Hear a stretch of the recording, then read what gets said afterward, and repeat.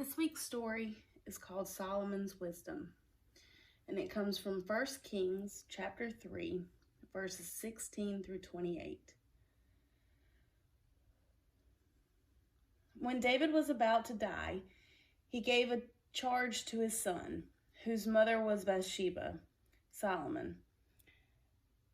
So be strong, show yourself a man, and observe what the Lord your God requires.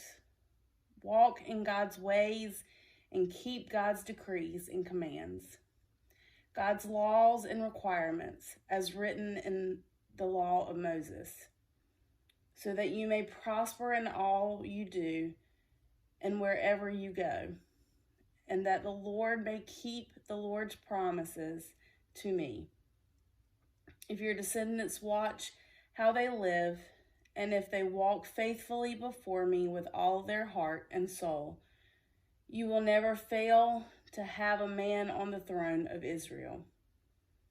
Solomon took these words to heart, and he continued to show his love of the Lord by walking according to the statutes of his father David. At Gibeon, the Lord appeared to Solomon and asked him what he desired of the Lord. Solomon told the Lord, "O Lord my God, you have made your servant king in place of my father David, but I am only a little child and do not know how to carry out my duties. Your servant is here among the people you have chosen, a great people. So give your servant a discerning heart to govern your people." The Lord was pleased with King Solomon's request, not for riches, long life, or things for himself, but he asked for a heart capable of discerning justice to better rule the people of God. So the Lord granted his request and gave him great wisdom to better rule the people of God as a just and wise king. It was common in that time to bring complaints before the king, who would often give final judgments, and the king's word was law. 2 women came before Solomon.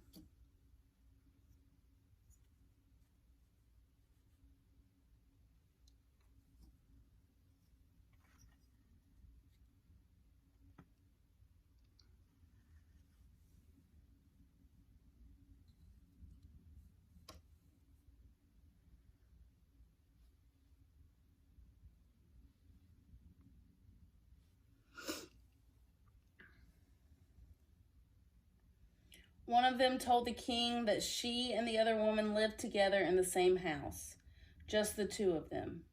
The first woman told the king of how she had had a baby, and then the second woman had had one 3 days later.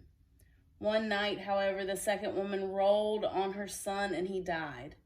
So the second woman came and exchanged her dead son for the first son's live son. When the first woman woke up to feed her baby, she found him to be dead, but after looking at him closely, she realized it was not her child. The second woman then spoke up and contradicted the first woman by claiming that the live boy was hers and the dead son was the first woman. They kept arguing before King Solomon. King Solomon said, "This one says my son is alive and your son is dead, while that one says, no, your son is dead and mine is alive." So he called for a sword to be brought and gave the order to cut the living child in half, giving 1/2 to each woman.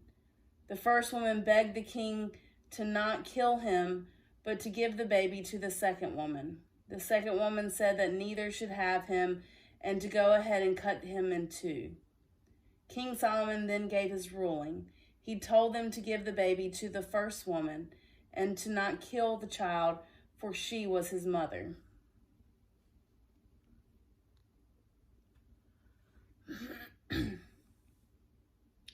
When all of Israel heard the verdict the king had given, they held the king in awe because they saw that he had wisdom from God to administer justice. Solomon was young when he became king, and as he said, just a boy? Would you have asked for wisdom as he did, or something else were you made king or queen? Solomon threatened to divide the child in half, giving an equal portion to each woman.